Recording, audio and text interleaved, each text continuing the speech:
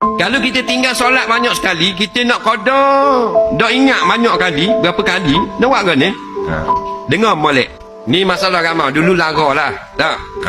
Dulu lara tinggal semayang, main bola, ada yang cuai, main kereta, macam-macam weseng lah. Kau makan kerja berniaga, lah 3-4 tahun, dak semayang. Lepas ni mari insaf, alhamdulillah.